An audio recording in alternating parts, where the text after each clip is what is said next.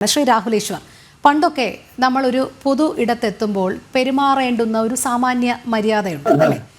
പക്ഷേ ഈ അടുത്ത കാലത്തായി നമ്മൾ ഈ സിനിമാ പ്രൊമോഷൻ കാണാറുണ്ടല്ലോ. അതിൽ പ്രത്യേകിച്ച് നമ്മളിപ്പോൾ പറഞ്ഞ ആരോപണ വിധേയനായ ഈ നടൻ്റെ പെരുമാറ്റ രീതികൾ, അത് ഒന്നോ രണ്ടോ മൂന്നോ ഇടങ്ങളിലല്ല, ഇദ്ദേഹം എവിടെയൊക്കെ എത്തുന്നു അവിടെയൊക്കെ ശരീരഭാഷ എങ്ങനെയാണ് എന്നുള്ളതും പ്രവർത്തകരോട് പെരുമാറുന്നതും അല്ലെങ്കിൽ അത് കോർഡിനേറ്റ് ചെയ്യുന്ന ആങ്കറോടടക്കം പെരുമാറുന്നതും ഒക്കെ നമ്മൾ കണ്ടതാണ്. പക്ഷേ പിന്നീട് അല്ലെങ്കിൽ അടുത്ത ഒരു സിനിമാ പ്രൊമോഷന് ഒന്നും ഇദ്ദേഹത്തിന് വിലക്കേ വരുന്നില്ല. പകരം ഇദ്ദേഹം കാണിക്കുന്ന കോമാളിത്തരങ്ങളെല്ലാം ഇങ്ങനെ അംഗീകരിച്ചുകൊണ്ട് പോവുകയാണ്. വളരെ ലാഘവത്തോടുകൂടി അയാൾ കഞ്ചാവാണ് അല്ലെങ്കിൽ അയാൾ വെള്ളമാണ് എന്നൊക്കെ പറഞ്ഞ് ഇതിനെ ഇങ്ങനെ സാമാന്യവൽക്കരിക്കുന്ന, ലാഘവ ബുദ്ധിയോടുകൂടി കാണുന്ന ഒരു പ്രവണത, അതും ഒരുതരം അപകടകരമായ സൃഷ്ടിക്കൽ തന്നെയല്ലേ? സംശയമില്ല. നമ്മൾ ട്രിവിയലൈസ് ചെയ്യരുത്, അല്ലെങ്കിൽ ഇതിനെ ലഘുവൽക്കരിക്കരുത്. നേരത്തെ ശ്രീ ഉല്ലാസി പറഞ്ഞതുപോലെ എനിക്ക് രണ്ട് ആൺകുട്ടികളാണ്. ഇവര് വളർന്നു വരുമ്പോൾ ഏതെങ്കിലും രീതിയിൽ ഇവരുടെ സ്കൂൾ പരിസരത്തോ മറ്റോ ഇത് ഉണ്ടാവുന്ന പേടി ഏതൊരു അച്ഛനും ഏതൊരു അമ്മയ്ക്കും, ആൺകുട്ടിക്കും പെൺകുട്ടിക്കും ഉള്ള അച്ഛനമ്മമാർക്കോ ഇത് ഭയങ്കരമായിട്ട് ഉണ്ടാകും. ഇവിടെയാണ് ഇതിനൊരു ശക്തമായ ആക്ഷൻ പ്ലാൻ വേണം. നേരത്തെ ഹരിദാസ് സാർ വളരെ ഇമ്പോർട്ടൻ്റ് ആയ കാര്യങ്ങൾ പറയുകയുണ്ടായി.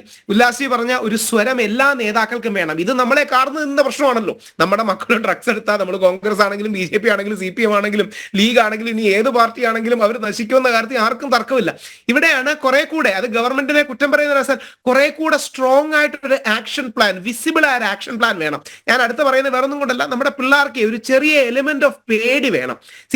അത് പറയുന്നത് ഇപ്പൊ ഫാഷനബിൾ അല്ല, ആൾക്കാർ തന്തവൈബാണെന്നൊക്കെ പറഞ്ഞ് കളിയാക്കും. പക്ഷേ എന്ത് ചെയ്യാൻ പറ്റും, അച്ഛനാവുന്നവർക്ക് തന്തവൈബ് ഇല്ലാതെ പറ്റൂലല്ലോ. അതുകൊണ്ട് കുറച്ചൊരു എലിമെന്റ് ഓഫ് പേടി. ഞങ്ങൾ ഇത് ചെയ്താൽ പിടിക്കപ്പെടും, ഞങ്ങൾ ഇത് ചെയ്താൽ നാണക്കേട് ഉണ്ടാകും, ഞങ്ങൾ ഇത് ചെയ്താൽ പ്രശ്നം ഉണ്ടാകും, നമുക്ക് ഭാവിയിൽ ബുദ്ധിമുട്ടുണ്ടാകും. ഇവരെ റിഡംഷൻ നമ്മൾ തന്നെ ചെയ്യണം, സംശയമൊന്നുമില്ല. ഇവിടെയാണ് നമുക്ക് തല്ലും തലോടും ഒരുമിച്ച് കൊടുത്തേ ഇവരെ നന്നാക്കാൻ പറ്റൂ. തല്ല് മാത്രമായി പോയാൽ ചിലപ്പോൾ അവൻ കയ്യിൽ നിന്ന് വിട്ടുപോകും, തലോടൽ മാത്രമായി പോയാൽ ചിലപ്പോൾ നന്നായില്ല എന്ന് വരും. ഈ തല്ലും തലോടും എന്ന് പറയുന്ന സമീപനം ഒരുമിച്ച് കൊണ്ടുപോയി തന്നെ ചെയ്യണം. ഇനി ഷൈൻ ടോം ചാക്കോയെ കുറിച്ച് വളരെ ബഹുമാനത്തോടെ ഞാൻ പറഞ്ഞുകൊണ്ട് എനിക്ക് വിഷമം തോന്നിയതേ, നേരത്തെ അത് ശ്രീ ഉല്ലാസി പറയുകയുണ്ടായി. അതായത് അവരുടെ ഫാമിലിയുടെ ഒരു ഫാമിലിയും നമ്മൾ ഫാമിലിയെ വിമർശിക്കാനല്ല, പക്ഷേ വളരെ ലാഘവ ബുദ്ധിയോട് ഇത് കൈകാര്യം ചെയ്യുന്നു. ഞങ്ങളിത് കണ്ടതാണ്, അവനെ വേട്ടയാടാൻ ശ്രമിച്ചു. എനിക്കിത് മനസ്സിലാകുന്നില്ല. നമ്മുടെ കുട്ടി, ഞാൻ അവിടെയാണ് ശ്രീ വിഷ്ണുപുരം ചന്ദ്രശേഖരൻ ഉദാഹരണമൊക്കെ പറഞ്ഞത്. നമ്മുടെ മക്കൾക്ക് തെറ്റ് പറ്റിയാൽ പോലീസോ ആരെങ്കിലും അത് ചൂണ്ടിക്കാണിക്കുകയാണെങ്കിൽ അവരോട് എതിർപ്പല്ല, അവനെ അത് നന്നാക്കാനുള്ളൊരു ഇടമായി കൂടെ കാണുകയല്ലേ വേണ്ടത്. ഈ സീരിയസ് ആയ ഇഷ്യൂ നമ്മുടെ കൊച്ചു കേരളത്തിൽ മാത്രം എന്താണ്, നമ്മുടെ തൊട്ടടുത്ത സംസ്ഥാനമായ തമിഴ്നാട്ടിലില്ല, കർണാടകയിലുണ്ട്. പക്ഷെ ഇത്രയും അനുപാതത്തിൽ അവിടെ കേസുകളോ കാര്യങ്ങളോ ഇല്ല. ആന്ധ്രയിലില്ല, തെലങ്കാനയിലില്ല. എന്തിന് ഗോവ എന്ന് പറഞ്ഞാൽ വേറൊരർത്ഥത്തിലല്ല, ഗോവ പാർട്ടി സ്റ്റേറ്റ് എന്നറിയപ്പെടുന്ന സ്ഥലമാണ്. അവിടെ പോലും NDPSന്റെ കേസുകളുടെ ഡെൻസിറ്റി നമ്മുടെ കേരളത്തിലുള്ള അത്രയും ഇല്ല. അപ്പൊ കേരളത്തിന് എന്തോ പ്രശ്നമുണ്ട് എന്ന് നമ്മൾ അംഗീകരിക്കാതെ മുമ്പോട്ട് പോകരുത്. രാഷ്ട്രീയപരമായും സാമൂഹികപരമായും സാംസ്കാരികപരമായും ചില കാര്യങ്ങളിൽ നമ്മൾ മെച്ചമാണെങ്കിലും ഈ ഡ്രഗിന്റെ വിഷയത്തിൽ ഒരു സീരിയസ് വിഷയമുണ്ടെന്നും ഓൾ പാർട്ടി മീറ്റിംഗ് പോലുള്ള കാര്യങ്ങളാകാം, വ്യത്യസ്ത കമ്മ്യൂണിറ്റികളെ, ഹിന്ദു മുസ്ലിം ക്രിസ്ത്യൻ ബാക്കി ഇനി വിശ്വാസികളല്ലാത്തവരെ ഒരുമിച്ച് കൊണ്ടുവരുന്നതാകാം. നിരീശ്വരവാദികൾക്കും ഈ വിഷയത്തിൽ രണ്ടാമതൊരു അഭിപ്രായമില്ലല്ലോ. നിരീശ്വരവാദികളുടെ കുട്ടി ഡ്രഗ് ഉപയോഗിച്ചാലും ചീത്തയാവും. അപ്പോൾ ഇതൊരു കോമൺ എക്സിസ്റ്റൻഷ്യൽ പ്രോബ്ലമാണ്.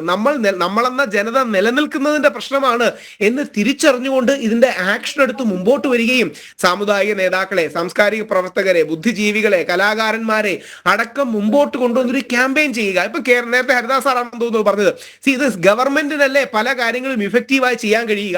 നമ്മുടെ പ്രധാനപ്പെട്ട നടന്മാരോട് ഒരു ക്യാമ്പയിന്റെ ഭാഗമായി പറഞ്ഞാൽ അവർ സന്തോഷത്തോടെ ചെയ്യുന്നതാണ് എനിക്ക് തോന്നുന്നത്. ലാലേട്ടൻ, മമ്മൂട്ടി അടക്കം, ശ്രീ സുരേഷ് ഗോപി അടക്കം ഉള്ള ഒരുപാട് വലിയ താരങ്ങൾ നമുക്കുണ്ട്. ഇവരുടെ ക്യാമ്പയിന്റെ സ്വരം രാഷ്ട്രീയത്തിനപ്പുറമായി നമുക്ക് ഉപയോഗിക്കാം. ഇത്തരം കാര്യങ്ങളല്ലേ നമുക്ക് ചെയ്യേണ്ടത്. അതായത് ഇത് എന്താ പറയുക, ഈ മദ്യവും മയക്കുമരുന്നും ഒക്കെ ഒരു ഫാഷനബിൾ ആണ് എന്ന ചിന്ത ഈ ഇടയ്ക്ക് വിജയ് തമിഴ്നാട്ടിൽ ഇഫക്റ്റീവായി ചെയ്യുന്നുണ്ടായിരുന്നു. അതായത് പാർട്ടികളിലൊക്കെ വിജയ്ക്ക് മദ്യം ഓഫർ ചെയ്യുമ്പോൾ അത് വേണ്ട എന്ന് പറയുന്നവനാണ് മിടുക്കൻ എന്ന് പറയുന്ന തിരിച്ചറിവ്. ഇനി സംസ്ഥാന യുവജന കമ്മീഷന്റെ ഭാഗമായിട്ട് 2 വർഷത്തോളം എനിക്ക് പ്രവർത്തിക്കാൻ കഴിഞ്ഞിട്ടുണ്ട്. കേരള സംസ്ഥാന യുവജന കമ്മീഷന്റെ ഞങ്ങൾക്ക് യൂത്ത് ഡിഫൻസ് ഫോഴ്സ് എന്നൊരു ഫോഴ്സ് ഉണ്ടായിരുന്നു. ഞാനായിരുന്നു ഇതിനെ ഹെഡ് ചെയ്തിരുന്നത്. എല്ലാ പാർട്ടിയിൽ നിന്നും ആൾക്കാരുണ്ടായിരുന്നു.